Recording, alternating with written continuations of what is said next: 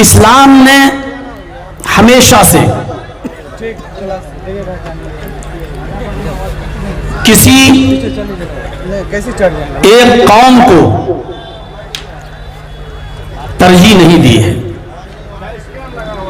हमेशा इस इंसानियत की फिक्र की है। और आज मैं आपको इंसानियत के ताल्लुक से इस्लाम का मिजाज क्या है, इस तरफ थोड़ी सी रोशनी डालना चाहता हूं। आज आपकी अक्सरियत है, आप अकलियत के ऊपर कितना जुल्म करते हैं या कितनी खैर ख्वाही कर रहे हैं, यह आपको मालूम है। जब हमारी अक्सरियत थी तो उस वक्त हम अकलियत पर, अल्पसंख्यकों पर कितने मेहरबान थे, ये तारीख के आईने में, इतिहास के आईने में और सीरत तैयबा की रोशनी में हम बताना चाहते हैं आपको। पहले कुरान करीम की वो आयत हम आपके सामने उठाते हैं जो मैंने खुतबे मसनूना के बाद पढ़ी है, जिसमें अल्लाह ताला ने सारी दुनिया के इंसानों को एक खानदान से जोड़ा है, एक कुंबे से जोड़ा है, एक कबीले से जोड़ा है और सबको भाई भाई कहा है। सिर्फ मुसलमानों को नहीं, सारी दुनिया के इंसानों को। या अय्युहन्नास इन्ना खलकनाकुम मिन ज़करिन व उन्सा वजअलनाकुम शुऊबन व क़बाइला लितआरफू इन्न अक्रमकुम इंदल्लाहि अत्क़ाकुम। है सारी दुनिया के इंसानों, है सारी दुनिया की मानव जाति, है संपूर्ण संसार के वासियों। इन्ना खलकनाकुम मिन ज़करिन व उन्सा, हमने तुमको एक ही मर्द से और एक ही औरत से पैदा किया है, एक ही पुरुष और एक ही स्त्री से जन्माए। तुम एक ही बाप की औलाद हो, एक ही मां की संतान हो। जब हम सब एक बाप के बेटे हैं तो एक बाप की औलाद आपस में भाई भाई होती है या नहीं होती है? किसी से भी आप पूछ लेंगे तो ये कहेगा हां। जब अल्लाह ने सारी दुनिया के इंसानों को ये कह दिया कि तुम्हारा बाप एक है और तुम्हारी मां एक है, तो इसका डायरेक्ट ऐलान यह है कि तुम सब आपस में भाई भाई हो। वजअलनाकुम शुऊबन व क़बाइल, लेकिन उसने इस बात का इनकार नहीं किया कि हमने तुम्हारी बिरादरियां नहीं बनाई। बिरादरियां बनाई हैं, शोबे हमने तुम्हारे बनाए हैं, जात और बिरादरियों में हमने तुमको बांटा है, पहचानने के लिए। एक दूसरे से बड़े नहीं हो, एक दूसरे पर फख्र करने के लिए नहीं। कोई खान ये नहीं कह सकता कि मैं अंसारी से ऊपर हूं, कोई अंसारी ये नहीं कह सकता कि मैं तुर्क से ऊंचा हूं, कोई तुर्क ये नहीं कह सकता कि मेरी कास्ट सबसे बड़ी है। ये हमारे और आपकी विचारधाराओं में फर्क हो सकता है, लेकिन माफ कीजिएगा, इस्लाम ने यह फर्क नहीं रखा। वजअलनाकुम शुऊबन व क़बाइल, हमने तुम्हारे शोबे बनाए, बिरादरियां बनाई, कबीले बनाए, जातें बनाई। लितारफू, इसलिए बनाई ताकि तुम एक दूसरे को पहचान सको। अरे तुम जर्जीत साहब को जानते हो? हाँ, अच्छा वो फला बिरादरी का, हाँ, अच्छा वो फला शहर का, जी। बस इसलिए बनाई ताकि तुम पहचान सको। तुम में कोई बड़ा नहीं, तुम में कोई छोटा नहीं, सब बराबर है। हां, अल्लाह की नजर में बड़ा है, अल्लाह की नजर में छोटा भी है, लेकिन अल्लाह की नजर में बड़ा कौन है? इन्न अक्रमकुम इंदल्लाहि अत्क़ाकुम, अल्लाह की नजर में साहिब इज्जत वो है, मुअज़्ज़ज़ वो है, मुशर्रफ वो है, अच्छा वो है, सबसे ऊंचा वो है जो अल्लाह से सबसे ज्यादा डरने वाला है। जो अल्लाह से सबसे ज्यादा डरता है वो सबसे मुअज़्ज़ज़ है, वो सबसे ज्यादा मुकर्रम है। हम और आप नहीं। जर्जी साहब कितनी भी नमाजें पढ़ लें, कितने भी रोजे रख लें, कितनी भी तहज्जुद पढ़ लें, लेकिन वो आपसे ये नहीं कह सकते कि मैं तुमसे ऊंचा हूं।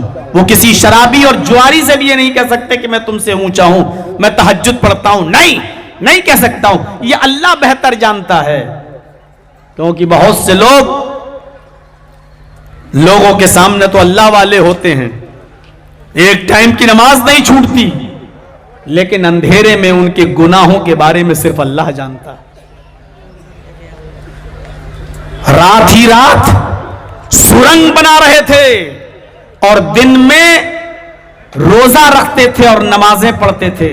बड़े मुत्तकी और परहेजगार थे, लोग उनको अल्लाह वाला समझते थे, लेकिन रात ही रात में सुरंग बनाकर वो अल्लाह के रसूल की कब्र तक पहुंचने वाले थे और नबी अकरम की कब्र को खोदकर नबी की लाश निकालने का प्लान और मंसूबा बना रहे थे वो लोग। तब अल्लाह तबारक व तआला ने ख्वाब में वहां के बादशाह पर उजागर कर दिया और रात ही रात में छापा मारा गया और उनको रंगे हाथ सुरंग खोलते हुए उस बादशाह ने गिरफ्तार किया और सुबह होकर उन 5 के 5 लोगों को कत्ल कर दिया गया। ये दिन में रोजा रखते थे, इबादतें करते थे और रात में नबी अकरम की लाश को निकालने का षड्यंत्र रचते थे। तो कौन क्या कर रहा है इसका इल्म अल्लाह को है। तो कोई आदमी अपने मुंह से कह ही नहीं सकता कि मैं तुमसे बड़ा हूं। हो सकता है, अरे भाई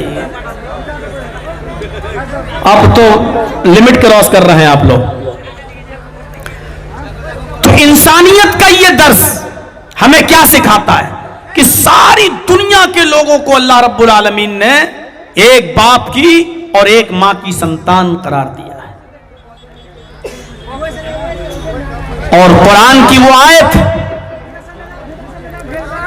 जिसने एक इंसान के कत्ल को सारी दुनिया की इंसानियत का कत्ल करार दिया है। अभी आपने सुना होगा चंद दिनों पहले जो दिल्ली के अंदर लाल किले पर हुआ बम ब्लास्ट, आत्मघाती हमला। मेरे भाइयों ये क्या है? क्या ऐसे हमलों को दुनिया का कोई भी धर्म क्या ऐसे हमलों को जायज कह सकता है? गौर से सुनिए। और ये हमला करने वाले मेरे भाइयों कोई आम इंसान नहीं थे, गरीब लोग नहीं थे। रिसर्च में सामने आ रहा है डॉक्टर की एक टीम उसके साथ जुड़ी हुई है, MBBS, MS, MD doctor. Quran करीम की आयत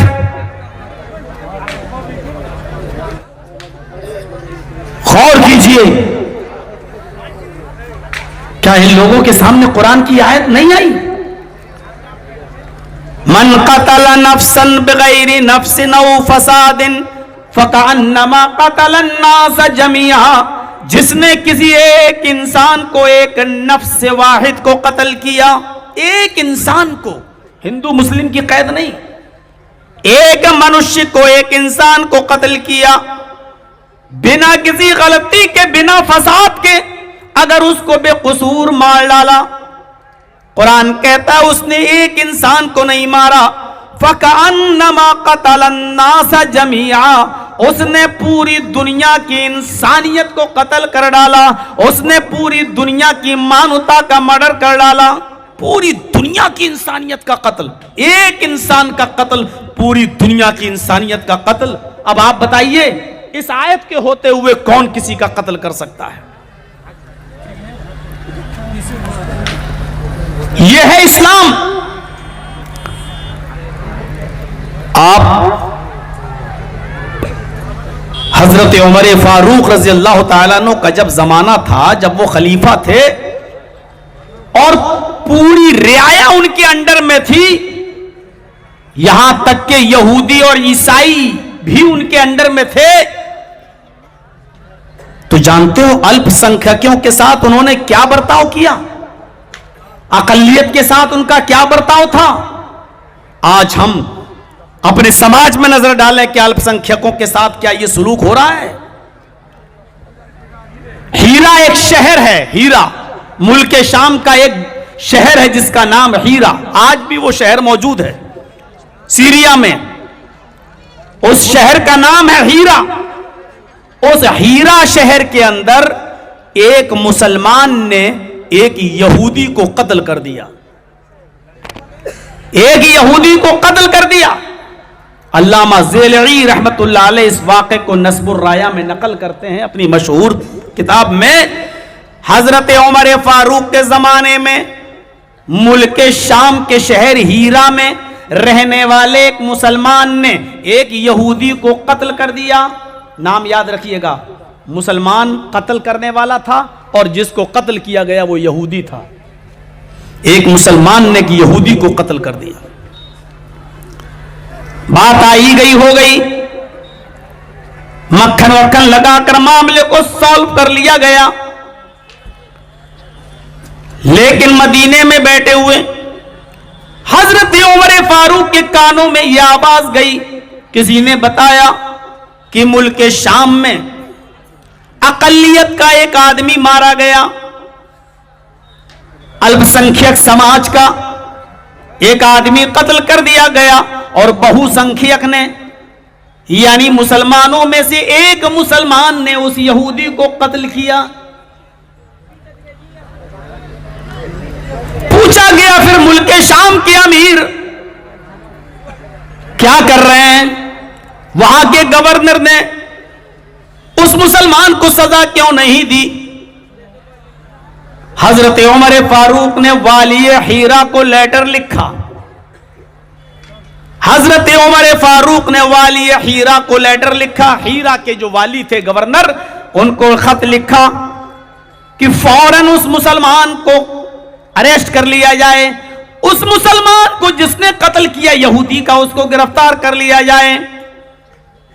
और आए वाली हीरा उस मुसलमान को अरेस्ट करने के बाद उस मकतूल के वरसा के सामने पेश किया जाए, मकतूल के वरसा को इख्तियार दिया जाए, वो चाहे तो फिदिया लेकर दैत लेकर मुसलमान को छोड़ दें या माफ कर दें, और अगर वो दैत लेकर नहीं छोड़ना चाहते और माफ भी नहीं करना चाहते तो वरसा को इख्तियार है कि खून के बदले में खून, कत्ल के बदले में कत्ल, वो चाहें तो ये इंतकाम भी ले सकते हैं। ये हजरत उमर फारूक का बर्ताव अकलियत के साथ। वाली हीरा के हाथ में खत आता है, उसने हजरत उमर फारूक का जैसे ये लेटर पढ़ा, मुसलमान को गिरफ्तार कर लिया। आज ये सूरत हाल कहीं आप देख सकते हैं? इंसाफ हो तो सबके साथ हो। ये इंसाफ का कौन सा तकाजा है कि आजम खान साहब के पास अगर पैन कार्ड 2 हैं तो 7 साल की सजा, और स्मृति ईरानी के पास 2 पैन कार्ड हों तो वो आजादी के साथ घूम रही हैं। आजम खान साहब के साथ नाम मुसलमान जुड़ा हुआ है। मेरे भाइयों, अल्पसंख्यकों के साथ क्या सुलूक था उस जमाने में, ये एक चीज मैं आपके सामने रखना चाहता हूं। जब हमारी तादाद थी, जब हम बहुसंख्यक थे, उस वक्त भी अकलियत पर जुल्म नहीं होने दिया। हजरत उमर फारूक का लेटर मिलकर वाली हीरा ने उस मुसलमान को अरेस्ट कर लिया, उस मुसलमान को गिरफ्तार कर लिया। और गिरफ्तारी नहीं किया, उस मुसलमान को अरेस्ट करने के बाद मकतूल के वरसा यहूदी के घर वालों के सामने उसको पेश किया और कहा कि ये तुम्हारा मुजरिम है, ये मुसलमान, बताओ पैसा लेना चाहते हो, जितना माल चाहते हो उतना माल देने के लिए तैयार हूं, इसको छोड़ दो। घर वालों ने मना कर दिया कि इंसाफ अगर दिलाना ही है तो इंसाफ का तकाजा यह है कि हम माल लेकर इसको माफ नहीं करेंगे। कहा फिर ऐसे ही माफ कर दो। अब रखेंगे कहां? कहा कि वैसे ही माफ कर दो। घर वालों ने कहा कि नहीं, माफ भी नहीं करेंगे, माफ भी नहीं करेंगे और दैत भी नहीं लेंगे। फिर वालिए हीरा से कहा कि अगर आप हीरा के गवर्नर हैं और इंसाफ दिलाना चाहते हैं तो खून का बदला खून, कत्ल का बदला कत्ल। इसने हमारे भाई का कत्ल किया, आप इस मुसलमान का कत्ल करिए। क्या चाय लाए हैं कि शरबत? मेरे भाइयों सुनिए, वालिए हीरा ने कहा फिर आपको इंसाफ मिलेगा। कहा कि तुम लोग इसको माफ नहीं करना चाहते हो? का नहीं। कहा इसको भी कत्ल किया जाएगा। यह उस जमाने की बात है जब हमारी अक्सरियत थी, यह उस जमाने की बात है जब अमीरुल मोमिनीन हजरत उमर फारूक थे, यह उस जमाने की बात है जब यहूदी और ईसाई कुछ नहीं कर सकते थे, पूरा पावर हजरत उमर फारूक के हाथ में था। ऐसे माहौल में उस मुसलमान को अरेस्ट किया गया और जुमे के दिन उस मुसलमान को कत्ल का फरमान नाफिज किया गया। घर वाले भी मौजूद हैं। यहां ऐसा सिस्टम नहीं है कि फांसी घर में एक डॉक्टर रहेगा, एक जेलर रहेगा, दो और आदमी रहेंगे और एक ये रहेगा और उसके बाद में बस फांसी। नहीं, वहां तो मंजरे आम पर सबके सामने मेरे भाइयों बिल्कुल आम चौराहे पर कत्ल किया जाना था। यहूदी के सारे घर वाले आज इस मंजर को देख रहे हैं और शाम की उस बस्ती हीरा के अंदर उस मुसलमान को यहूदी के कत्ल के जुर्म में कत्ल कर दिया गया। यहूदी के कत्ल के जुर्म में कत्ल कर दिया गया। इसको कहा जाता है इंसानियत का एहतराम। हजरत उमर ने यह नहीं देखा कि मरने वाला यहूदी है, हमारा क्या जा रहा है। यहां तो इंसाफ के नाम पर छीछा लेथन होती है। वही बिल्कीस है जिसने सब कुछ खोया, जिसके साथ बलात्कार किया गया, जिनके दोषियों को उम्र कैद की सजा हुई। लेकिन अफसोस ये कि गुजरात की सरकार की एप्लीकेशन पर केस वापस लेकर उनको छोड़ा गया, लेकिन फिर सुप्रीम कोर्ट ने दखल दिया तो फिर वो अंदर चले गए। यहां इंसाफ के साथ तो छीछन लेथन होती है। मेरे भाइयों यहां तकाजा देखिए, हजरत उमर फारूक रज़ी अल्लाह तआला अन्हु ने कहा कि आए वाली हीरा, तुम्हारी गवर्नरी छीन लेंगे अगर उस यहूदी को इंसाफ नहीं मिला तो। यह था अक़लियत के साथ सुलूक। और यह वाकया तो आपने 50 बार सुना होगा अपने खतीबों से। मिस्र के अंदर आमर इब्ने आस गवर्नर थे। मिस्र के अंदर आमर इब्ने आस गवर्नर थे और आमर इब्ने आस का एक बेटा एक यहूदी बच्चे से कहता, आओ घोड़ा दौड़ाने में तुम बहुत होशियार हो, चलो घोड़ा दौड़ा के देखो कौन आगे निकलता है, देखें तुम अच्छा चलाते हो या मैं अच्छा दौड़ाता हूं। दोनों ने घोड़ा दौड़ाया। यहूदी बच्चा घोड़ा दौड़ाने में एक्सपर्ट था। उसने घोड़े को एड़ लगाई और घोड़ा छलांग लगाता हुआ हजरते अमर इब्ने आस के बेटे से आगे निकल गया। अमर इब्ने आस के बेटे से आगे निकल गया। अमर इब्ने आस के बेटे को गुस्सा आया, कमीना मुझसे आगे कैसे निकला।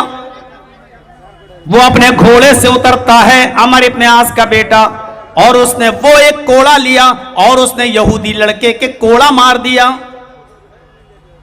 वहां कुछ लोग इकट्ठा हो गए और उन लोगों ने समझाया कोई बात नहीं, उस यहूदी बच्चे को, ये हमारे इब्ने आस का बेटा है, ये यहाँ के गवर्नर का बेटा है, अरे चलो कोई बात नहीं, मामला रफा दफा करो।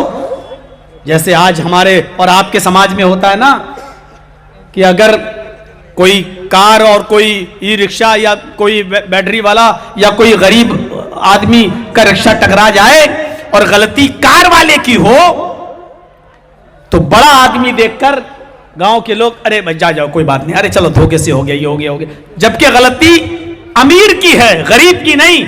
लेकिन इसके बावजूद भी गरीब के साथ कोई इंसाफ की बात करने वाला नहीं होता। ऐसे ही अमर इब्ने आस के जमाने में मिस्र में समझा बुझा कर बात टाल दी गई। कुछ दिनों के बाद मदीने से सफर करते हुए हजरत उमर फारूक जब मुल्क के मिस्र पहुंचे तो वहां की आवाम और वहां की रियाया को बुला लिया और एक मीटिंग ले रहे हैं। अपने गवर्नर के बारे में पूछना चाहते हैं कि हमारा गवर्नर ठीक है, हमने जो गवर्नर तुम्हें दिया है वो ठीक है, उससे कोई शिकायत तो नहीं है। तमाम लोगों ने हजरत अमर इब्न आस की तारीफ करना शुरू कर दी। अमीरुल मोमिनीन, आपने हमें बहुत अच्छा गवर्नर दिया है, बहुत अच्छा गवर्नर से नवाजा है, ये हमारी शिकायतें बहुत अच्छे से सुनते हैं। उसी पब्लिक में वो 12 साल का बच्चा भी बैठा हुआ था जो यहूदी का बेटा था। वो खड़ा हुआ, कहने लगा अमीरुल मोमिनीन, सारी बातें सही है अमर इब्न आस के अंदर, लेकिन एक बात ठीक नहीं है। कहा क्या? कहा इनके बेटे को अकल नहीं है, इनके बेटे को जो है तहजीब नहीं है। इनके बेटे ने मेरे साथ घोड़ा दौड़ाने की बात खुद कही और जब मेरा घोड़ा आगे निकल गया तो गुस्से में उसके बेटे ने मुझे थप्पड़ मार दिया। ये कहां का इंसाफ है? खुद ही दौड़ लगाओ और पीछे रह जाओ तो गुस्से में मुझे थप्पड़ मार दो। हजरत उमर फारूक ने उस 12 साल के यहूदी बच्चे के मुंह से जब ये सुना तो गोया जमीन में जलजला पैदा हो गया। कुर्सी छोड़ दी, खड़े हो गए और कहने लगे, आए यहूदी बेटे इधर आओ। आए अमर इब्न आस, मैंने तुम्हें मुल्के मिस्र का गवर्नर बनाया, इस यहूदी बच्चे को इंसाफ क्यों नहीं मिला? इस यहूदी बच्चे को इंसाफ क्यों नहीं मिला? हजरत उमर फारूक अमर इब्न आस से कह रहे हैं, गवर्नर से, इस बच्चे को इंसाफ क्यों नहीं मिला? अमर इब्न आस ने कहा, अमीरुल मोमिनीन, अल्लाह की कसम इस बच्चे ने हमसे शिकायत ही नहीं की, अगर शिकायत की होती तो मैं अब तक इंसाफ दिला दिया होता, न्याय कर दिया होता। हजरत उमर ने कहा, अब शिकायत मेरे दरबार में आ चुकी है, अब इंसाफ मैं दिलाऊंगा। उस यहूदी बच्चे से कहा, तू भी थप्पड़ मार इस बच्चे को, अमर इब्न आस के बेटे को तू भी थप्पड़ मार। सबके सामने, मुल्के मिस्र की रियाया के सामने एक 12 साल के बच्चे ने अमर इब्न आस के बेटे के चेहरे पर थप्पड़ मारा। हजरत उमर फारूक ने अपने खादिम से कहा, बेटे का बदला तो हो गया, यहूदी बच्चे ने अपना इंतकाम तो ले लिया, लेकिन आए मेरे खादिम, तुम मेरे साथ आए हो, मैं तुम्हें हुक्म देता हूं कि तुम एक थप्पड़ अमर इब्न आस को भी मारो, मिस्र के गवर्नर को भी एक थप्पड़ मारो। और एक थप्पड़ हजरत उमर फारूक के खादिम ने अमर इब्न आस के भी मार दिया। गवर्नर को अमर इब्न आस ने थप्पड़ खाने के बाद कहा, अमीरुल मोमिनीन, ये कैसा इंसाफ है? मेरे बेटे ने यहूदी बच्चे को थप्पड़ मारा, यहूदी बच्चे ने मेरे बच्चे को मार लिया, इंसाफ तो हो गया, मुझे थप्पड़ क्यों मारा गया? मेरा क्या कसूर है? हजरत उमर ने जहां जो कसूर बताया वो कसूर सुनिए क्या था। फरमाया, अमर इब्न आस, तुम्हारा कसूर यह है कि तुमने अपने बेटे को सही तालीम नहीं दी, तुमने अपने बेटे को सही तरबियत नहीं दी। तुम्हारे बेटे ने इसलिए थप्पड़ मारा क्योंकि उसको यह मालूम था कि मेरा बाप मिस्र का गवर्नर है, मेरा कोई कुछ नहीं कर सकता। आज हमारे इस मुल्क के अंदर जितने लोग आज जो पाप, जो घृणा और नफरत फैला रहे हैं, आज उनकी हिम्मत इसलिए बढ़ रही है मुसलमानों के खिलाफ, एक मखसूस तबके के खिलाफ जहर उगलते हैं, इसलिए कि उनको मालूम है कि मेरे सर पर किसका हाथ है और मेरे ऊपर कोई एक्शन नहीं लेगा। शर्जील इमाम वगैरह का हाल देख रहे हैं आप, 5 सालों से ज्यादा हो गए हैं।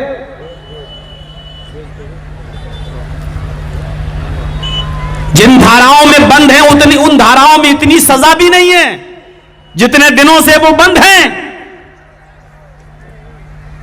लेकिन बाकायदा पब्लिक को उकसाने वाला, देश के गद्दारों को गोली मारो, बाकायदा ये अनाउंस करने वाले और नारे लगाने वालों के खिलाफ एक FIR भी नहीं। क्यों? क्योंकि वो जानते हैं कि हमारे ऊपर किसका हाथ है। हमारी अक्सरियत थी, हम अकलियत के साथ क्या करते थे? तुम्हारी अक्सरियत है, तुम अकलियत के साथ क्या कर रहे हो?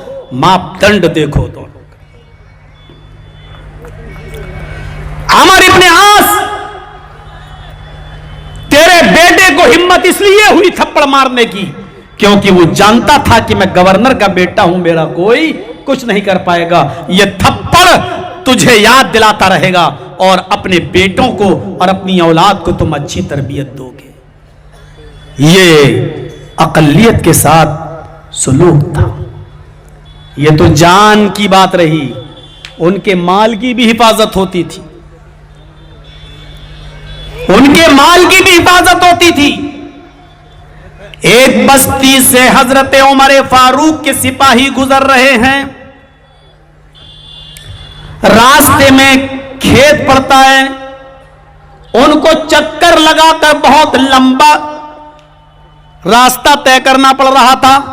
हजरत उमर फारूक के फौजियों को अगर वो दूर से रास्ते से जा रहे थे तो बहुत लंबा सफर हो रहा था, कई किलोमीटर कई मील का रास्ता, और गाड़ियां तो थी नहीं उस जमाने में, यही घोड़े और ऊंटों का सफर होता था। उतना लंबा सफर करने से बेहतर है कि इस खेत से निकल जाएं। खेत में फसल लगी हुई थी और खेत जिम्मियों के थे, यहूदियों के थे, यहूदियों के। हजरत उमर फारूक की फौज उन यहूदियों के खेतों से गुजरती हुई अपने घोड़ों को दौड़ाती हुई निकल गई और उनकी फसलों को तबाह बर्बाद करती चली गई। जो फसल थी उन फसलों को खराब करती हुई आगे बढ़ गई। इन जिम्मियों ने, इन यहूदियों ने जो टैक्स देकर जिजिया देकर रहते थे, शिकायत पहुंचाई हजरत उमर फारूक के पास। आपके फौजी आम रास्ता छोड़कर, आपके फौजी हमारे खेतों से गुजर गए हैं और हमारी फसल बर्बाद कर गए हैं। अमीरुल मोमिनीन आइए और मुआयना कर लीजिए कि हमारी कितनी फसल बर्बाद हुई। हजरत उमर फारूक के कानों में जैसे ये शिकायत के अल्फाज पड़े, हजरत उमर फारूक ने घोड़ा दौड़ाया और दौड़ते हुए चले आए और उन यहूदियों की फसल देखने लगे। पूछा कि कौन निकला है यहां से? कहा आपके फौजी लोग यहां से नहीं गए, यहां से गए क्योंकि यहां से करीब का रास्ता था, 1 मील जाना था और यहां से घूमकर उनको 15-20 मील जाना था, इसलिए उन्होंने हमारी खेतों की फसलों को बर्बाद कर दिया। हजरत उमर फारूक रज़ी अल्लाह ताला अन्हु ने तखमीना लगाया कि सब हिसाब किताब जोड़कर मुझे बताओ कि तुम्हारा कितना नुकसान हुआ है। उन यहूदियों ने, उन जिम्मियों ने उसका हिसाब किताब जोड़ा और एक लेटर लिखकर हजरत उमर फारूक के पास पहुंचाया कि हम तमाम किसानों का, काश्तकारों का 10,000 दिरहम का नुकसान हुआ है। आप 10,000 दिरहम अगर हमें दे देंगे तो हम लोग आपस में बांट लेंगे, हम उस नुकसान की तलाफी कर लेंगे। लेटर हजरत उमर फारूक के पास पहुंचा। हजरत उमर फारूक ने फौरन देखा 10,000 दिरहम, बैतुल माल से 10,000 दिरहम निकलवाए और उसी वक्त उनको 10,000 दिरहम दिलवाए। बैतुल माल से उनकी मदद की, मुआवजे में कमी नहीं की। सरकारी गाड़ी से आपका बेटा एक्सीडेंट में मर जाए, गवर्नमेंट आपको आपकी मर्जी के मुताबिक मुआवजा नहीं देगी। ठीक है, मर गया, 1 लाख दे दो, 2 लाख दे दो, 5 लाख दे दो, मुआवजा खत्म। हजरत उमर फारूक ने, उन्होंने 10,000 दिरहम बताए, हजरत उमर ने 9,999 नहीं किए, 10,000 दिरहम फौरन उनको बैतुल माल से निकाल के दे दिए। उनकी जान की भी हिफाजत हजरत उमर फारूक किया करते थे और उनके मालों की भी हिफाजत हजरत उमर फारूक रज़ी अल्लाह ताला अन्हु किया करते थे, अकलियत के, अल्पसंख्यकों के साथ। हम कहां हैं? लेटेस्ट और नई तकरीर हमने आज आपके सामने छेड़ी है, ये बताने के लिए कि इस चीज को आम करो कि अकलियत की जिम्मेदारी अक्सरियत पर होती है। अक्सरियत पर हजरत उमर फारूक निकले, गश्त कर रहे हैं मदीने में। एक यहूदी बूढ़ा आदमी भीख मांग रहा है। हजरत उमर फारूक रज़ियल्लाहु ताला अन्हु घोड़े से उतर जाते हैं और उस यहूदी बूढ़े आदमी के पास पहुंच जाते हैं। उस यहूदी बूढ़े आदमी के पास पहुंच जाते हैं और उस बूढ़े आदमी से पूछते हैं, तुम भीख कैसे मांग रहे हो? उसने कहा, अमीरुल मोमिनीन, खर्चा चलाने के लिए हमें आपके बैतुल माल से कुछ नहीं मिलता। बुढ़ापे को पहुंच चुका हूं, मुझे कुछ नहीं मिलता, उल्टा मुझे टैक्स भी देना पड़ता है, जिजिया भी देना पड़ता है। जैसे आप लोग और हम लोग इनकम टैक्स देते हैं गवर्नमेंट को, ऐसे ही उस जमाने में जो यहूदी और ईसाई रहते थे वो जिजिया देते थे। भाई आप टैक्स दे रहे हैं, उसी टैक्स के पैसों से आपकी जान की और आपके माल की हिफाजत की जिम्मेदारी हुकूमत की है। हम जो गवर्नमेंट को टैक्स देते हैं, गवर्नमेंट उसी टैक्स के पैसों से हमारी हिफाजत के इंतजामात करती है। तो यही मामला उधर भी था, ये जिजिया कहलाया जाता था। जिजिया अरबी में उसको यही कहा जाता है, जिजिया। तो मेरे भाइयों, वो बूढ़ा कहता है, अमीरुल मोमिनीन, मैं यहूदी हूं और जिजिया देना पड़ता है, मुझे मदीने में रहना है तो टैक्स देना पड़ता है हमें, और फिर हमें अपना खर्चा भी तो निकालना है। मैं यहूदी हूं, बैतुल माल से तो हमें कुछ मिलता नहीं है, राजकोष से, फंड से तो हमें कुछ मिलता नहीं है। हजरत उमर फारूक ने उस बूढ़े को उठाया, उठो और मेरे घोड़े पर बैठ जाओ। हजरत उमर फारूक ने उसको अपने घोड़े पर बिठाकर अपने घर ले गए। पहले उसको खाना खिलाया, पानी पिलाया, और फिर बैतुल माल के कैशियर को, खजांची को, ट्रेजरी को बुलाया, और बुलाने के बाद कहा कि सुनो, ये जब तक जवान था इससे हम टैक्स लेते थे, ये जब तक जवान था हम इससे टैक्स लेते थे और ये हमें टैक्स देता था। अब ये टैक्स देने की पोजीशन में नहीं, बूढ़ा हो चुका है, तो अब हमारी जिम्मेदारी है कि इसका ख्याल रखा जाए। जब तक ये जवान था इसने हमें टैक्स दिया, लेकिन अब बेचारा बूढ़ा हो चुका है, तो अब हमारी जिम्मेदारी है कि हम इसका ख्याल रखें। आज के बाद इससे जिजिया नहीं लिया जाएगा, आज के बाद इससे टैक्स नहीं लिया जाएगा। और इस बूढ़े के ऊपर अंदाजा लगाओ एक महीने में कितना खर्च पड़ता होगा खाने पीने का।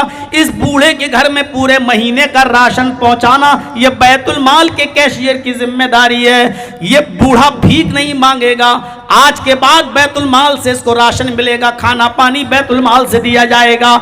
जिजिया भी माफ किया, टैक्स भी माफ किया, और उस बूढ़े का जब तक वो जिंदा रहा उसके पूरे खर्चे की जिम्मेदारी हजरत उमर फारूक ने उठाई। ये था अल्पसंख्यकों के साथ हजरत उमर फारूक का अदल और इंसाफ। इसी भारत की सरजमीन पर हूं, इसी बिहार की सरजमीन पर बोल रहा हूं। महात्मा गांधी जी ने अपनी मशहूर किताब सत्य और अहिंसा के अंदर हजरत उमर फारूक का इसीलिए नाम लिया है।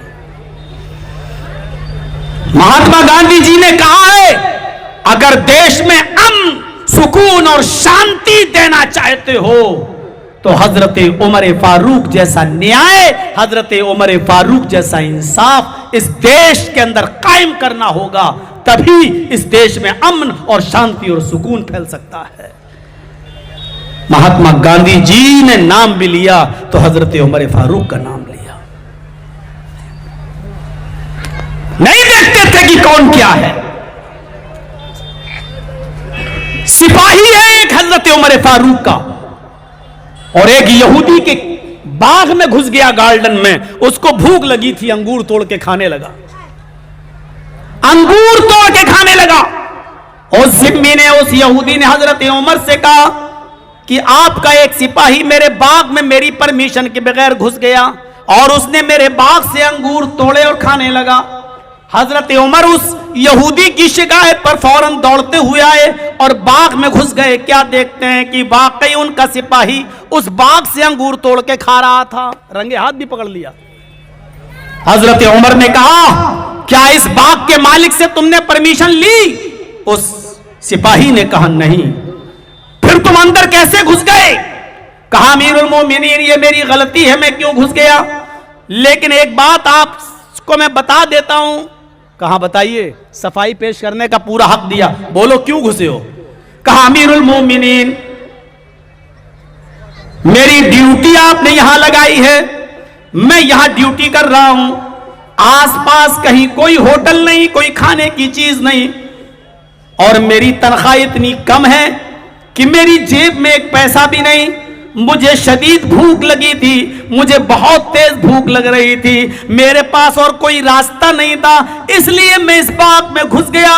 भूख की शिद्दत की वजह से मेरे पेट के दोनों किनारे चिपके जा रहे हैं। अमीरुल मोमिनीन मैंने कोई चोरी नहीं की, मैंने कोई डाका नहीं डाला, हाँ मैंने इसे इजाजत नहीं ली, और दिन के उजाले में मैंने अंगूर तोड़ा और खाने लगा। अमीरुल मोमिनीन भूख की शिद्दत की वजह से मैंने ऐसा किया था। अब चाहे ये मेरी गलती मान लो, चाहे मेरी मजबूरी मान लो, हाँ मुझे भूख ने मजबूर कर दिया इसके अंगूर तोड़कर खाने के लिए। हजरत उमर फारूक ने कहा तुम्हारी जेब में कुछ हो तो इस यहूदी को उसका मुआवजा दो, इस अंगूर का जो तुमने तोड़ा है उसका मुआवजा दो। कहने लगा अमीरुल मोमिनीन मेरी जेब में कुछ नहीं है, आपकी अदालत से, आपके दरबार से मुझे इतनी सैलरी नहीं मिलती है, पूरे महीने तो घर का खर्च चलता नहीं, मैं इसको कहां से दूं? हजरत उमर फारूक ने कहा ठीक है, फिर इस यहूदी को जिसका ये बाग है उसको इन अंगूरों का मुआवजा बैतुल माल से दिया जाएगा। हजरत उमर फारूक ने बैतुल माल के कैशियर को हुक्म दिया, उस यहूदी को वो एक अंगूर का खोशा तोड़ा था, एक गुच्छा, बस उसकी कीमत उसको दो, लेकिन उसको दिया। यहूदी ने नहीं लेना चाहा। हजरत उमर ने कहा जब शिकायत कर दी तो मुआवजा तुम्हें लेना पड़ेगा। मुआवजा उसको दिलाया, जितना भी मुआवजा बनता एक गुच्छे अंगूर का हजरत उमर ने उसको बैतुल माल से दिया। हमारे जिन घरों पर बुलडोजर चले हुए हैं, क्या है कोई ऐसी अदालत जो ये फैसला कर सके कि इन बुलडोजर चले हुए मकानों को दोबारा से बनाया जाए और असरे नौ दोबारा तामीर किया जाए? क्या है कोई जो हमारे इन जले हुए और गिरे हुए घर और मकानों पर चले हुए बुलडोजरों पर दोबारा घर और मकान तामीर करके हमें मुआवजा दे? है कहीं ऐसा इंसाफ? मिलेगा ऐसा अदल? मेरे भाइयों इसकी उम्मीद भी मत रखिएगा, इसकी कल्पना भी मत कीजिएगा। आज के जमाने में मैं जानता हूं कि ऐसा होगा नहीं। जर्जी साहब आप ये क्या बोल रहे हैं? मैं जानता हूं होगा नहीं, मैं तो आईना दिखा रहा हूं कि जब हम अक्सरियत में थे तो हम अकलियत के साथ कितना अच्छा सलूक करते थे, और तुम अक्सरियत में हो तो हमारे साथ क्या कर रहे हो? ये एक आईना दिखा रहे हैं। शायद कि किसी के समझ में आ जाए मेरी बात, शायद कि तेरे दिल में उतर जाए मेरी बात। ये हमारी अक्सरियत थी जो अकलियत के साथ ये इंसाफ करती थी। है कोई जिम्मेदारी निभा सकता हो ऐसी? बैतुल माल से 2 ऊंट भाग गए, और दिलचस्प वाकया, जबरदस्त वाकया, कह रहे थे कस्बे माश पे बोलो बर्दाश्त कर पाएंगे? अभी कस्बे माश पर पूरा हक के साथ अगर बोल दूं तो चंदा भी आपका नहीं होगा,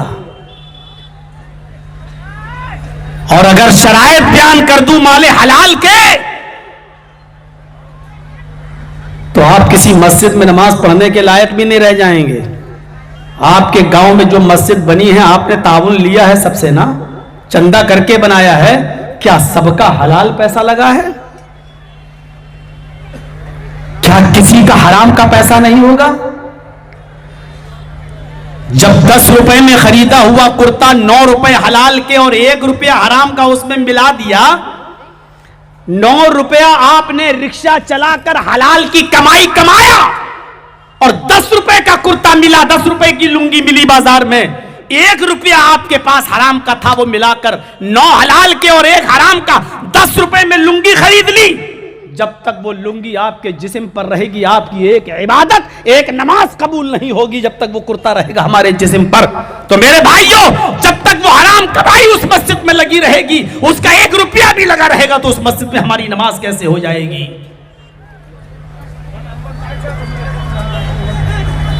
सब जो आपके कब्रिस्तान में चंदा दे रहे हैं सब माले हलाल का ही दे रहे हैं, कोई हराम का नहीं दे रहा होगा। फिर तो आप मुर्दों को दफनाना ही छोड़ देंगे। मौजू दो तो सोच समझ के दो कि किस पर गिरेगा, और गिरेगा तो इस पर फर्क तो नहीं पड़ जाएगा चंदे पर। कसबे माश और हमारी और अभी तो बेअतदालियों पे गए ही नहीं है, बेअतदालियों पे जाएंगे तो मेरे भाइयों आज क्या क्या तरीके हमने आज माले हराम के अपना रखे हैं, माले हराम के, जिसको कुरान ने कहा या अय्युहल्लज़ीना आमनू ला ताकुलू अम्वालकुम बैनकुम बिल बातिल। आए मुसलमानों, तुम आपस में एक दूसरे का माल बातिल तरीके से मत खाओ। इस्लाम ने यह नहीं कहा ना जा, बातिल तरीके से कहा, बातिल तरीके से मत खाओ, यानी कोई भी गलत तरीका नहीं अपना सकते हो। जर्जीस साहब के पास एक मोबाइल है, और मान लीजिए एक मोबाइल है अब, और हमारा खराब हो गया है, ये किसी को दिया, भाई साहब मैकेनिक को, ये लीजिए मोबाइल है हमारा, जरा संभालिए तो देखिए। अब जर्जी साहब मोबाइल संभालने वाले हैं, मैकेनिक है, उनको मालूम है कि बहुत महंगा सेट है ये। अरे हम बता नहीं रहे हैं, आप लोग जानते होंगे कौन सा है। कसम खुदा की मुझे चलाना ही नहीं आता है, अल्लाह की कसम। पहली बार इसको लिया है, लिया क्या किसी ने गिफ्ट दे दिया है। अब हम अगली मर्तबा जब आएंगे तो इसको छोड़ देंगे, क्योंकि हमें चलाना ही नहीं आ रहा है। और इससे अच्छा ये मोबाइल मेरा बेटा चला लेता है, छोटा सा 8-9 साल का मेरा बच्चा, वो बेहतरीन अंदाज से चला लेता। हमें आ ही नहीं रहा है इसको चलाना। बार बार हम तो बार बार कह रहे हैं कि कौन सा लोग कैसे इस्तेमाल कर लेते हैं इसको।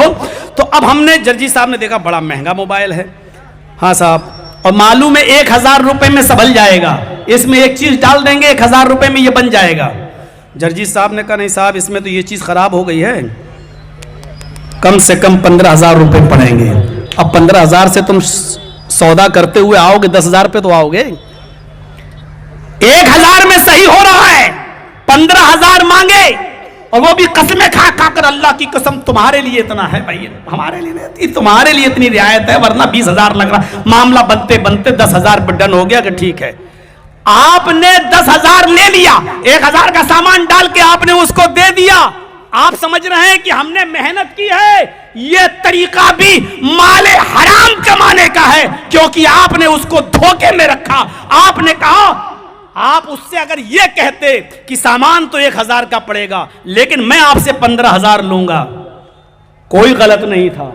लेकिन आपने कहा कि बहुत महंगा मोबाइल है, सामान भी महंगा आएगा, और इसमें 15,000 रुपए का खर्चा पड़ेगा, और टालते टालते 10,000 पे, और आप उससे कह रहे हैं कि नहीं साहब 1,500 भी, हमारे भी तो बीवी बच्चे हैं साहब, इतना भी नहीं बचेगा तो क्या बचेगा। आप इस तरीके से अगर आपने पैसा कमाया, और ये हराम है। अब आपने जो 10,000 लिया है, इसमें 1,000 लागत और 500 या 1,000 रुपए आपकी मेहनताना, ये 2,000 तक तो ठीक है। अब 8,000 रुपए जो आपने लिए हैं वो नाजायज है आपके लिए, वो हराम है। अब आप आए जयनगर के जलसे में, आपने उसी 8,000 में से 1,000 रुपए कब्रिस्तान को चंदा दे दिया। मौलाना साहब वही बोलो जो बोल रहे थे, ये छोड़ दो कसबे हलाल, नहीं तो फिर आप जिससे चंदा लेंगे वो चंदा भी नहीं देगा। वही मैंने कहा था कि आप बर्दाश्त कर पाएंगे। ये तो वहां लोग मौजूद हैं जहां जिनको चंदा ना करना हो, और जिनको चंदा करना है तो मेरे भाइयों बहुत अजीब मामलात हैं, बहुत बड़े बड़े मामलात हैं। हजरत उमर इब्ने अब्दुल अजीज ने अपनी बीवी को दूध का प्याला नहीं पीने दिया। उमर इब्ने अब्दुल अजीज का जब जमाना था, उनकी बीवी हामिला थी, पेट में बच्चा था, 4 दिन से खाना नहीं खाया था। बैतुल माल से अपनी नौकरानी को भेजा, खादिमा को जाओ दूध ले आओ। वो दूध लेके आई, कहा दे दो, जब उधार दे दो 1 प्याला दूध, जब हमें तनख्वाह मिलेगी तो हम 1 प्याला दूध तुम्हें वापस कर देंगे। चूंकि वो सारे मुसलमानों की अमानत थी, सारे मुसलमानों का जब तक मशवरा नहीं हो जाता तब तक उसमें से कुछ दे नहीं सकते थे कोई भी। लेकिन कैशियर ने दे दिया, खजांची ने दे दिया कि लो, उमर इब्ने अब्दुल अजीज की अमीरुल मोमिनीन की बीवी है और पेट में बच्चा है और 4 दिन से कुछ नहीं खाया, अगर कुछ दिन और भूखी रह गई तो बच्चा पेट में मर जाएगा। दे दिया दूध। रात के अंधेरे में उनकी खादिमा, उनकी बांदी दूध का प्याला लेकर आ रही है। उमर इब्ने अब्दुल अजीज तहज्जुद के लिए उठे हुए हैं। क्या देखते हैं कि दरवाजे से कोई आ रहा है। उन्होंने गौर से देखा तो उनकी बांदी, उनकी नौकरानी, उनकी खादिमा, उनकी लौंडी। पूछा चादर में क्या छिपाई हुई हो। उसने चादर हटाया, कहा ये दूध का प्याला है। कहां से लेके आ रही हो? कहा बैतुल माल से ला रही हूं। किसके लिए लेकर आ रही हो? कहा आपकी बीवी के लिए, अपनी मालिकन के लिए। 4 दिन से उन्होंने कुछ नहीं खाया। आपको अभी तनख्वाह मिलने में देर लगेगी, 2-4 दिन लगेंगे। 2-4 दिन अगर वो भूखी रह गई तो उनका क्या हाल होगा? पेट में बच्चा है, हमल साकित हो जाएगा। जब माँ कुछ खाएगी नहीं तो बेटे की परवरिश कैसे होगी? जब माँ भूखी रहेगी तो बच्चे की नशोनुमा पेट में कैसे होगी? ये कहते हुए उसने दूध अपनी मालिकन को दे दिया। उमर इब्न अब्दुल अजीज ने अपनी बीवी के हाथ से वो दूध का प्याला छीन लिया। फरमाया मेरी बीवी, ये मेरी मिल्कियत नहीं है, ये सारे मुसलमानों की मिल्कियत है। जब तक सारे मुसलमान मीटिंग करके मशवरा करके मुझे इजाजत नहीं देंगे तब तक ये दूध तुम्हारे लिए जायज नहीं। फरमाया मेरे प्यारे शौहर, पेट का बच्चा है, आपकी अमानत मेरे पेट में पल रही है। अगर मैं 1-2 दिन भी भूखी रह गई तो बच्चा पेट में मर जाएगा, आपकी अमानत मेरे पेट में मर जाएगी। इस बच्चे की जिंदगी के लिए 1 प्याला दूध पी लेने दीजिए। बैतुल माल से जब तनख्वाह मिलेगी हम 1 प्याला दूध वहां पहुंचा देंगे। उमर इब्न अब्दुल अजीज ने दूध का प्याला इस छीनते हुए कहा, नहीं, आए मेरी बीवी, तुम्हें 1 बूंद भी, 1 कतरा भी पीने की इजाजत नहीं। फरमाया जब उस दूध के प्याले को लेकर दरवाजे की तरफ बढ़ने लगे और बैतुल माल की तरफ जाने लगे तो बीवी पीछे से दामन पकड़ के कहती है, मेरे प्यारे शौहर, इस बच्चे की खातिर दे दो, ये बच्चा भूखा मर जाएगा और पेट में जो आपकी अमानत पल रही है वो खत्म हो जाएगी। उमर इब्न अब्दुल अजीज ने जो जवाब दिया वो तारीख की किताबों में, तारीख खतीब बगदादी जैसी किताबों में लिखा हुआ है कि उमर इब्न अब्दुल अजीज ने जवाब दिया, आए मेरी बीवी, मेरे पेट, अपने पेट के इस बच्चे से कह दो, अपने पेट के इस बच्चे से कह दो, 1 प्याला दूध हराम का, माले हराम का 1 प्याला दूध पीकर अगर तेरी जिंदगी बच रही है तो मुझे यानी तेरे बाप को तेरी जिंदगी नहीं चाहिए। मेरी बीवी, अगर ये बेटा मरता है तो मर जाने दो, पेट का बच्चा जाय होता है तो हो जाने दो, मुझे अपने बच्चे की मौत गवारा है, लेकिन मुसलमानों की अमानत में खयानत करके माले हराम का 1 प्याला दूध पिलाना गवारा नहीं है। इस वाक़े की रोशनी में हम और आप सब अपने गरीबानों में झांकें और देखें किसके पास कैसी कमाई है। चाय वाले बीच में काहे घुस रहे हैं भाई, डिस्टर्ब करते हैं। बैठ जाओ, ए भैया बैठ जाओ भाई। वहां देखो खड़े हुए हैं लोग पीछे, अब आपके पीछे लोग जो हैं उनको कैसे दिखेगा? बैठ जाइए आप लोग।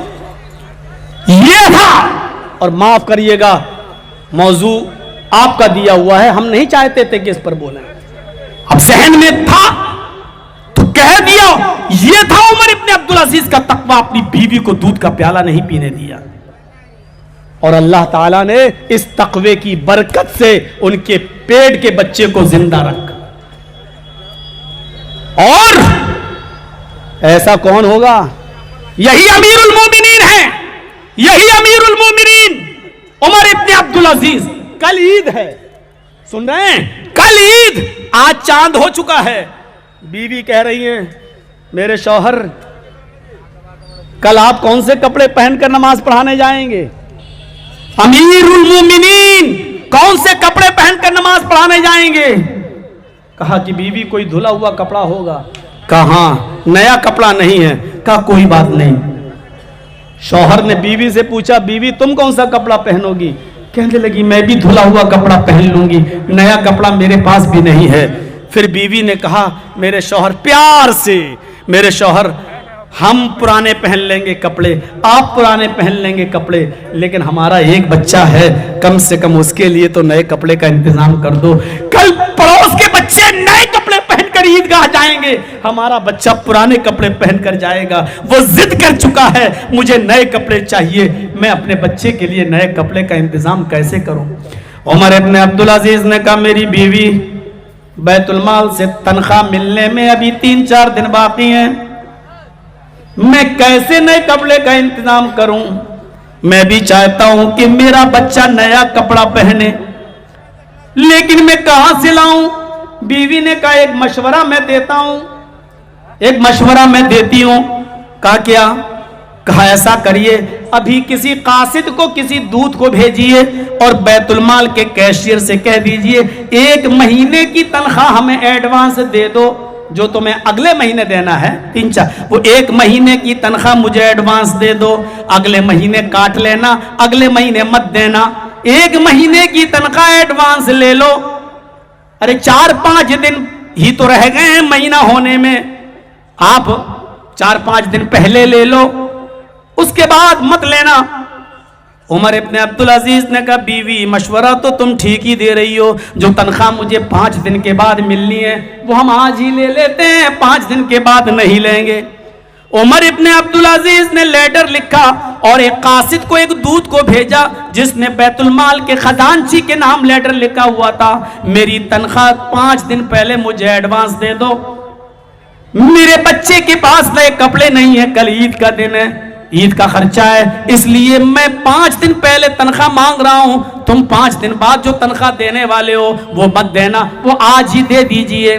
बैतुलमाल के खजांची ने जब ये लेटर पढ़ा, लेटर पढ़ने के बाद उसके पीछे अपनी एक तहरीर लिख दी और उसी दूत को कासिद को देकर भेज दिया, और भेजने के बाद कहा जाओ और इसको उमर इब्ने अब्दुल अजीज को दे देना। उमर इब्ने अब्दुल अजीज ने जब लेटर पढ़ा, उसमें खजांची ने उसी लेटर के पीछे ये लिख दिया था, अमीरुल मोमिनीन आपका हुक्म सराहों पर, आपको मैं 5 दिन पहले भी तनख्वाह देने के लिए तैयार हूं, लेकिन ये बताइए इस बात की गारंटी क्या है कि 5 दिन तक आप जिंदा भी रहेंगे या नहीं रहेंगे? 5 दिन तक आप जिंदा भी रहेंगे या नहीं? अगर पूरे महीने की तनख्वाह मैं आपको दे देता हूं और कल आपका इंतकाल हो जाए तो 4 दिन की जो तनख्वाह आपके पास ज्यादा जाएगी उसको वापस कौन करेगा? उसका जिम्मेदार कौन है? उसका जमानती कौन है? उमर इब्ने अब्दुल अजीज, क्या आप जमानत देते हैं कि मरने के बाद आप उस रकम को वापस करेंगे? उमर इब्ने अब्दुल अजीज की आंखों में आंसू आ गए और कहने लगे मेरी बीवी मुझसे ज्यादा अमानतदार मेरा कैशियर है, मेरा खजांची है, मैं कैसे 5 दिन पहले तनख्वाह एडवांस ले लूं? उसने कहा कि गारंटी दो कि 5 दिन तुम जिंदा भी रह सकते हो या नहीं। मैं कैसे बताऊं कि 5 दिन भी मेरी जिंदगी मेरे साथ वफादारी करेगी या नहीं? आए मेरी बीवी, अगर मैं कल ही मर गया या आज ही मर गया तो वो जायद तनख्वाह बैतुल माल में कौन वापस करेगा? मैं अपने मरने के बाद किसी पर भरोसा नहीं कर सकता और अल्लाह के पास मैं कर्जे की हालत में नहीं जा सकता। मैं अपने बेटे को पुराने कपड़े समझा बुझा कर बहला फुसला कर पहना दूंगा, मुझे पुराने कपड़ों में अपने बेटे को देखना गवारा है, लेकिन एडवांस तनख्वाह लेना गवारा नहीं है। हलाल की वो तनख्वाह हमारी अपनी मेहनत है, लेकिन इसके बावजूद नहीं ले रहे हैं, मैं एडवांस कैसे ले लूं? इस वाकये की रोशनी में हम जरा गौर करें और अंदाजा लगाएं। हम तो यहां तमाम लोगों का उधार लिया हुआ पैसा भी देने के लिए तैयार नहीं है। कितने लोग बेईमानी कर जाते हैं, जबकि कर्जे की शक्ल इतनी खतरनाक है। अगर आपका किसी के ऊपर 5 रुपए का भी कर्जा है और अगर आप मर गए तो कर्जदार की नमाजे जनाजा भी जायज नहीं है शरीयत के अंदर।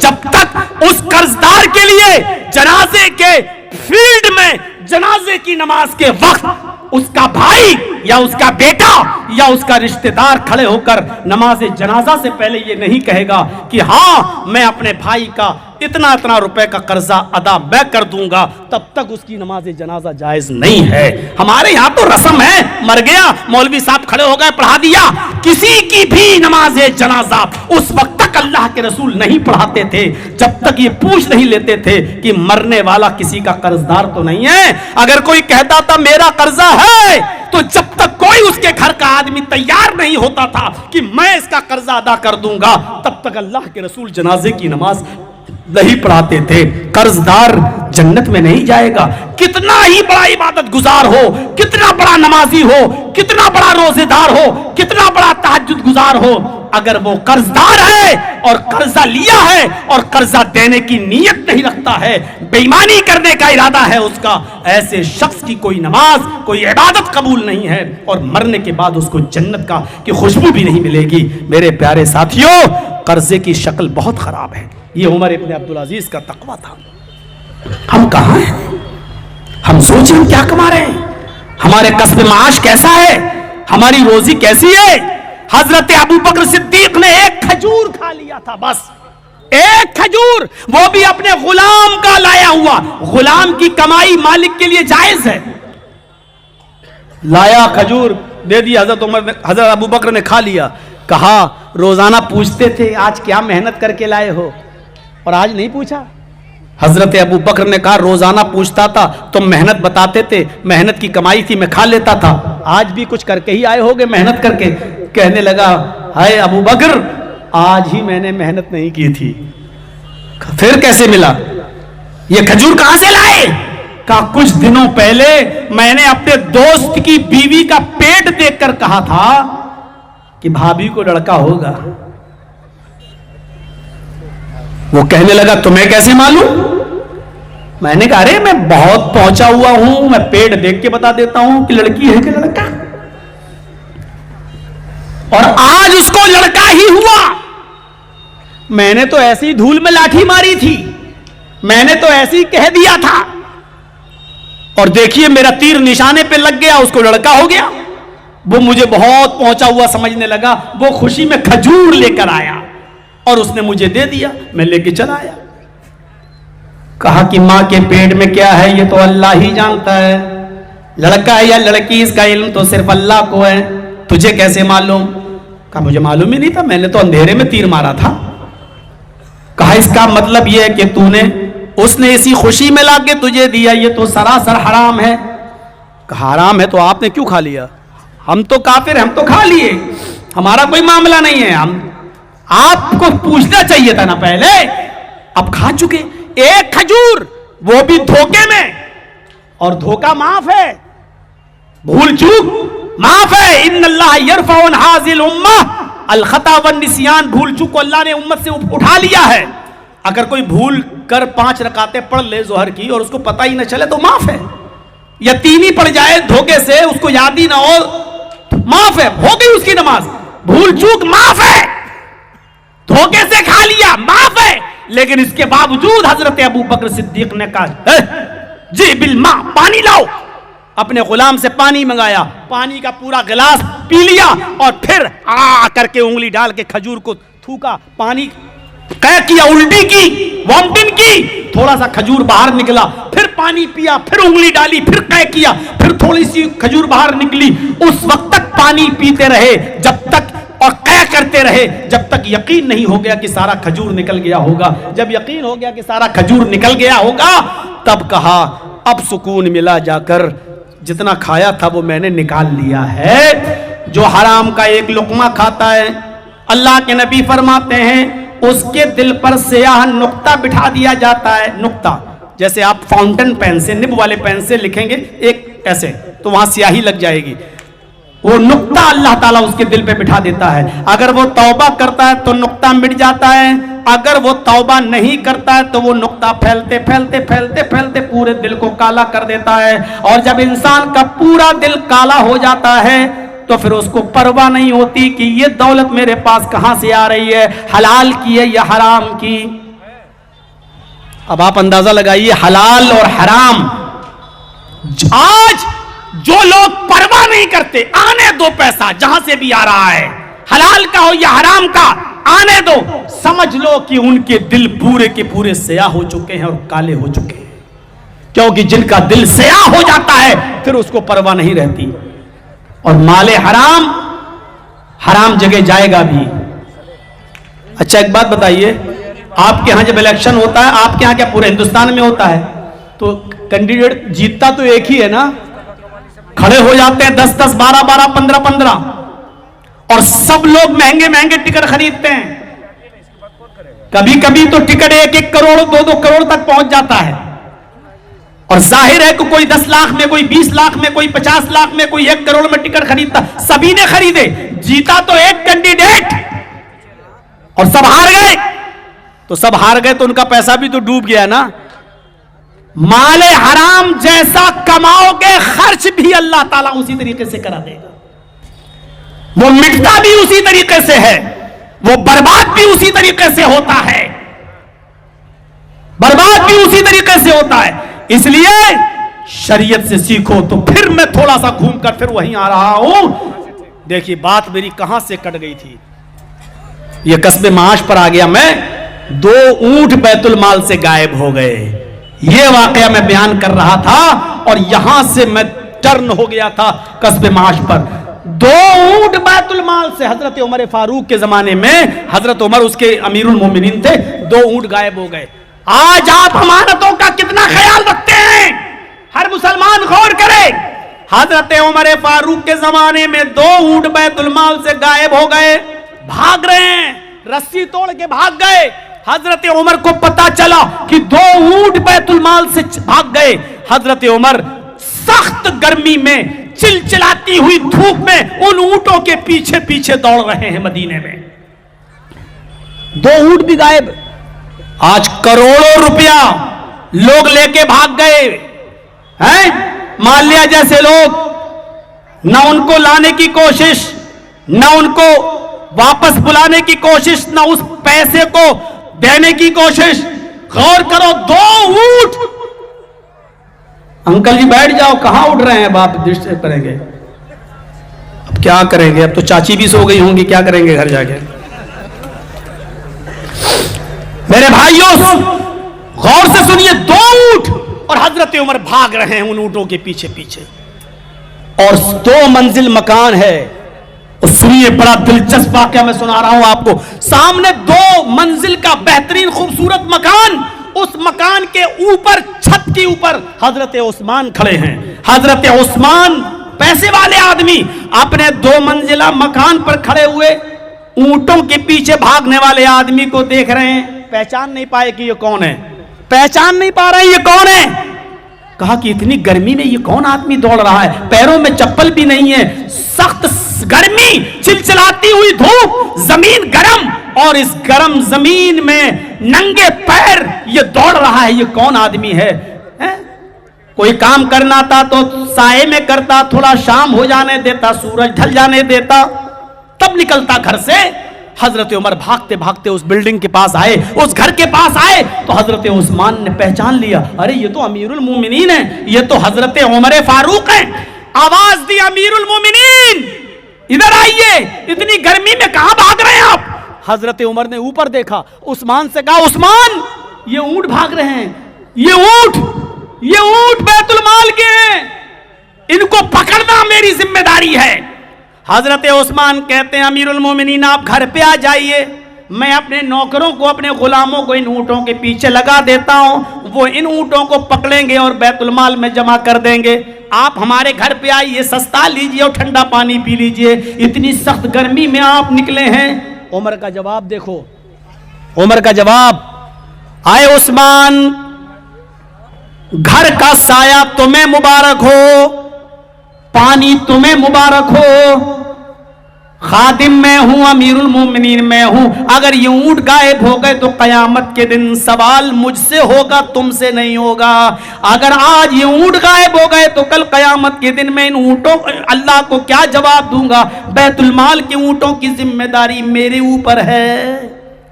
कहा अच्छा। पकड़ के लाए हजरत उमर खुद, और उन ऊंटों को पकड़ के बैतुल माल पहुंचाया। अब बैतुल माल में जब गए और खूंटे से उन ऊंटों को बांध दिया, उसके बाद वहां के लोगों की क्लास लेना शुरू की। बताओ ये ऊंट कैसे भागे, तुम इसकी निगरानी कर रहे हो, ये ऊंट भागे कैसे? मेरे भाई जो ताज्जुब करेंगे आप। एक सहाबी जवाब देते हैं, अमीरुल मोमिनीन इन ऊंटों की दुम उठाकर देखिए, इन ऊंटों की पूंछ उठाकर देखिए। हजरत उमर ने जब इन ऊंटों की, दोनों ऊंटों की दुम उठाकर देखा तो उन दोनों ऊंटों के मकाद में, उनकी लेट्रीन के रास्ते में गहरे गहरे जख्म थे और उन जख्मों से खून बिलड आ रहा था। फरमाया उस आदमी ने अमीरुल मोमिनीन, ये ऊंट इन जख्मों की तकलीफ बर्दाश्त नहीं कर पाए, इसलिए रस्सी तोड़कर भाग गए। इन लैट्रीन के रास्ते में इन ऊंटों का जो जख्म है, इन जख्मों की तकलीफ से ये ऊंट रस्सी तोड़ के भाग गए। हजरत उमर फारूक ने कहा, तुमने मुझे पहले क्यों नहीं बताया? एक मामूली सा आदमी आपके इलाके का, और हजरत उमर फारूक अमीरुल मोमिनीन और 22 लाख मुरब्बा मील के अमीर, सऊदिया उसी में, इराक भी उसी में, ईरान भी उसी में, मिस्र भी उसी में, फिलिस्तीन भी उसी में, आजरबाईजान भी उसी में, उर्दून भी उसी में, अलजायर भी उसी में, मुल्क शाम भी उसी में। गौर कर रहे हैं, ये सारे मुल्क हजरत उमर फारूक के जेरे निगरानी, अकेला इतने बड़े खित्ते का मालिक, कितने मुल्कों का मालिक। उन ऊंटों के लैट्रीन के रास्ते में जब जख्मों को देखता है तो अकेला जंगल में चला जा रहा है। हकीमों से पूछता है कि इन ऊंटों में उनके जख्मों में क्या दवा लगाई जाए। उन हकीमों ने जो जड़ी बूटी बताई, उस जड़ी बूटी को तोड़ने के लिए हजरत उमर जंगल का खाक छान रहे हैं और जड़ी बूटियों को तोड़कर लाते हैं, उसको पीसते हैं, उसको काट छांट करते हैं और उसका मलहम बनाते हैं, उसकी दवा बनाते हैं। और फिर किसी से कहते हैं कि इनकी तुमको पकड़ो। उन तमाम लोगों ने ऊंटों को पकड़ा, दोनों को, और उनकी दुम को पकड़ा।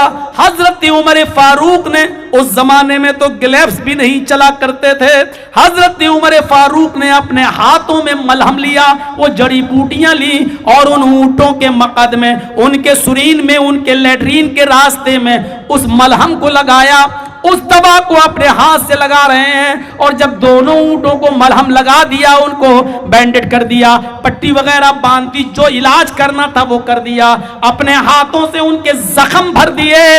उसके बाद कहा, इलाहुल आलमीन, जो उमर के करने में था वो मैंने कर दिया, जो मैं कर सकता था वो मैं कर दिया, शिफा देना तेरा काम है। आय अल्लाह, तो इन ऊंटों को शिफा दे, जो इन दोनों ऊंटों को भी जख्मी न रहने दे, उनके लैट्रीन के रास्ते में होने वाले जख्म का तक का इलाज कर रहा हो। वो उस जमाने के आम लोगों का कितना ख्याल रखता हो, जिसके जमाने में ऊंटों को जख्म नहीं हो पा रहे हैं, और ऊंटों को अगर जख्म हो तो उसका इलाज कर रहा है, तो इंसानों का वो कितना ख्याल रखता होगा। ये था अकलियत के ऊपर हजरत उमर फारूक का एहसान। जो ऊंटों के साथ ये मामला कर रहा है, इंसानों के साथ उसका मामला क्या होगा। आप बड़े गौर से सुन रहे हैं, थोड़ा बहुत डिस्टर्ब हुआ है, लेकिन फिर भी आपने बहुत अच्छी तरीके से सुना। मुझे 5-10 मिनट का टाइम और दे दीजिए मेरे भाइयों, इसी तरीके से सुनते रहिए। और जब सुन रहे हैं तो एक वाक़े की तरफ मैं आपको और लाना चाहता हूं। यह वाक़या अल्लामा इब्नुल जौज़ी ने सीरत उमर के अंदर नकल किया है। बड़ी मशहूर किताब है इब्नुल जौज़ी रहमतुल्लाह अलैह की। इस वाक़े को आप सुनेंगे तो आप अशश करेंगे, क्या तहफ़्फ़ुज़ इंसानियत थी, इंसानियत की हिफाजत का कैसा इंतजाम था। जब मुल्क मिस्र फतह किया गया, हजरत उमर फारूक के जमाने में जब मिस्र फतह हुआ, तो मिस्र का गवर्नर किसको बना दिया? अमर इब्ने आस को। जाओ तुम मिस्र को संभालो। अमर इब्ने आस को गवर्नर बना दिया। और मिस्र के यहूदी और ईसाई, उनके अंदर एक रस्म थी, इतनी बुरी रस्म आज भी हमारे यहां चलती है, कहीं कहीं जायज नहीं है, गवर्नमेंट भी उसकी इजाजत नहीं देती।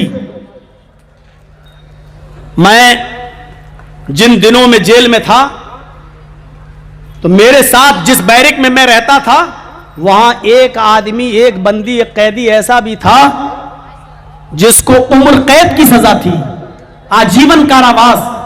तो मैंने उससे पूछा कि तुम किस जुर्म में आए हो यहां? तो उसने मुझे बताया था कि मौलाना अंधभक्ति का मैं शिकार हो गया था। मैंने किसी पंडित के कहने पर अपनी बेटी की बलि दे दी थी। अपनी बेटी की गर्दन काट कर मैंने किसी देवी देवता पे चढ़ाया था और उसने कहा था कि ऐसा करोगे तो तुम्हें बहुत कुछ मिलेगा। बहरहाल पकड़ा गया और मैं आया और बेटी के जुर्म में मुझे उम्र कैद की सजा। ऐसे लोग भी हैं जो बलियां देने में अकीदा रखते हैं, विश्वास रखते हैं। जिस वक्त मिस्र फतह हुआ, अमर इब्न आस ने मिस्र की बागडोर संभाली। मिस्र के यहूदी और ईसाई की एक बुरी रस्म थी और वो क्या करते थे, अपने खेतों को जिस नहर से, जिस नदी से उनको पानी जाता था, उस नदी में वो साल में एक बार, पूरे साल में एक बार एक कुंवारी लड़की की बलि उस नदी में, उस नहर में दिया करते थे। उसकी गर्दन काटकर उसका कत्ल करके उसका खून उस नदी में बहाते थे। उनका अकीदा था कि एक लड़की की कुर्बानी लेकर, एक लड़की की बलि, खून लेकर ये नदी चलती है, ये नदी चलती है, फिर इससे हमारे खेतों में अनाज पैदा होता है, गल्ला पैदा होता है। हजरत अमर इब्न आस ने जब गवर्नरी संभाली तो इस बुरी रस्म पर पाबंदी लगा दी और कहा कि अब अमर इब्न आस के होते हुए कोई भी मिस्र के अंदर किसी लड़की को कुर्बान नहीं करेगा, उसकी बलि नहीं चढ़ाएगा। इंसानियत, यहूदियों की तो लड़की थी, ईसाइयों की थी, जा रहा मेरे बाप का क्या जा रहा, सोच सकते थे करने दो, लेकिन नहीं, अब कोई भी हो किसी की भी कुर्बानी नहीं दी जाएगी, बलि नहीं चढ़ाई जाएगी। हजरत अमर इब्न आस ने इस रस्म को बंद कर दिया। अब सुनिए जो सुनाना चाहता हूं मैं, मेरे भाइयों, जैसे ही इस रस्म को बंद किया, उसी साल नहर में पानी नहीं आया, नदी में पानी नहीं आया और कहत पड़ गया, पूरा का पूरा खुशहाली पड़, खाली खुशहाली सूखा पड़ गया, सूखा पड़ गया। और लोग सब के सब अमर इब्न आस के पास चले जाए, आए अमर इब्न आस, आप हमसे जिजिया लेते हैं, टैक्स लेते हैं और हमें हमारा काम नहीं करने दे रहे हैं। आपके कहने पर हमने इस साल किसी लड़की की, कुंवारी लड़की की कुर्बानी नहीं दी, बलि नहीं दी। देखो नदी हमसे नाराज हो गई, नहर हमसे नाराज हो गई, हमारे खेतों में अनाज नहीं पैदा हुआ, हमारे खेतों में पानी नहीं आया। हमें इजाजत दीजिए कि हम कुर्बानी करें, हम बलि चढ़ाएं किसी लड़की की। अमर इब्न आस ने कहा नहीं, लड़की की कुर्बानी नहीं देने दूंगा तुम्हें। कहा फिर हम टैक्स भी नहीं देंगे आपको, जब हमारे यहां पैदा ही नहीं हुआ, कुछ इनकम ही नहीं हुई, तो हम आपको टैक्स क्यों देंगे, हम जिजिया भी नहीं देंगे।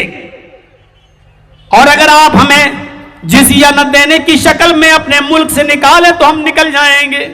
क्या कर सकते हैं, हमारी जब पैदावार ही नहीं, हम जब कमाएंगे नहीं तो टैक्स कहां से देंगे, और आप हमें हमारे अकीदे पे चलने नहीं देंगे। मामला इतना संगीन था कि हजरत अमर इब्न आस ने कहा मैं क्या करूं, अगर हम लड़की की कुर्बानी करने दें तो एक मासूम बच्ची की जान जा रही है, एक कुंवारी लड़की की जान जा रही है, और अगर हम इनको ऐसा न करने दें तो इनकी पैदावार रुक गई और ये कह रहे हम टैक्स नहीं देंगे। उन्होंने कहा कुछ दिन रुक जाओ, मैं हजरत उमर फारूक से पूछता हूं। एक लेटर लिखा, अमीरुल मोमिनीन, यहां के लोग लड़की को काटने के लिए, उसकी भेंट चढ़ाने के लिए, उसकी बलि देने के लिए तैयार हैं। अगर आपने इजाजत नहीं दी और हमने इजाजत नहीं दी तो ये लोग टैक्स नहीं देंगे, मुल्क छोड़ने के लिए तैयार हैं, लेकिन लड़की की कुर्बानी देने के लिए से मानने के लिए तैयार नहीं है। हजरत उमर फारूक ने वहीं से एक लेटर लिखा दरियाए नील के नाम, वो दरियाए नील, और लेटर में क्या लिखा, कहां है मुसलमानों ये ईमान आज हमारे पास, बड़े बड़े दावे करते हैं आज। यही रिजल्ट देने के लिए हम चीख रहे थे, मुसलमानों एक हो जाओ, मुसलमानों मिल जाओ। पूरे उत्तर प्रदेश की निगाहें आपकी तरफ थी, पूरे हिंदुस्तान की नजरें बिहार की तरफ थी,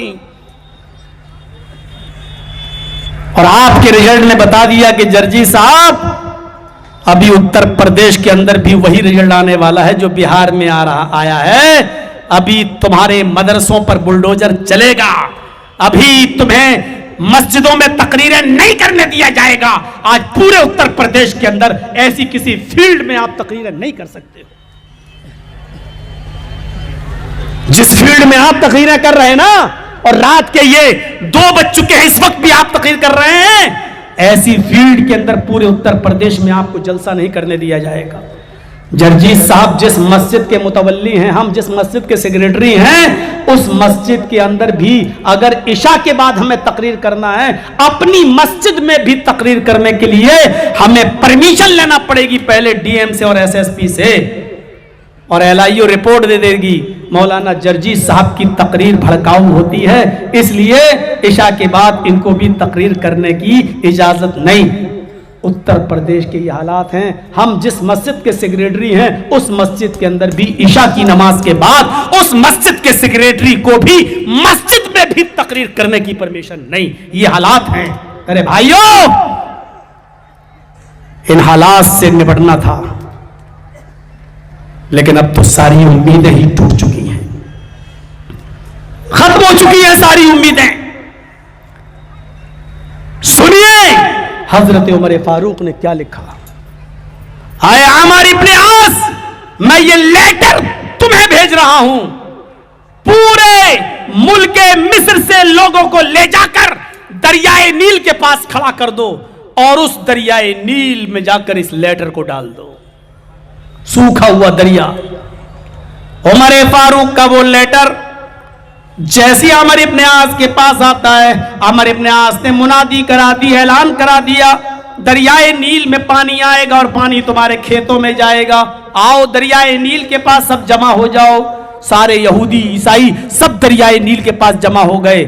हजरत उमर फारूक का लेटर अमर इब्ने आस ने उस दरियाए नील के अंदर डाल दिया, जिस लेटर के अंदर ये लिखा हुआ था, अरबी में लिखा हुआ था, इन कुंत तजरी मिन क़ब्लिक फला तजरी बादहू व इन कानल्लाहुल वाहिदुल क़हार युजरी हुवल्लज़ी युजरीक फनस्अलुल्लाह तआला युजरीक।